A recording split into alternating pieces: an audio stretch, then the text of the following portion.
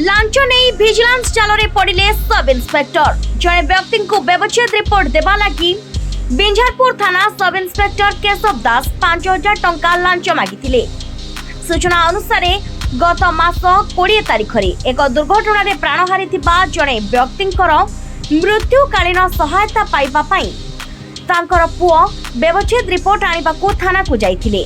तेबे व्यवच्छेद रिपोर्ट देबाकू दास तांको 5,000 टंका लांच मागिथिले। एहा परे व्यक्ति जनक विजिलेंस को एने खबर देथिले, जहा परे विजिलेंस एहार जाल बिछाइथिला।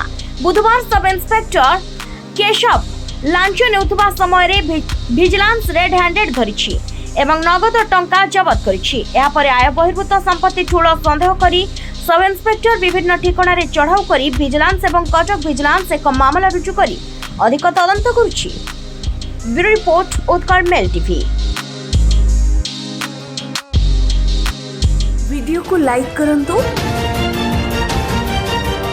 आम चैनल को सब्सक्राइब करंतु, आमरे नुआ नुआ वीडियो सर्वप्रथमे देखिबा पाई बेल आइकन को निश्चित दबाନ୍ତୁ।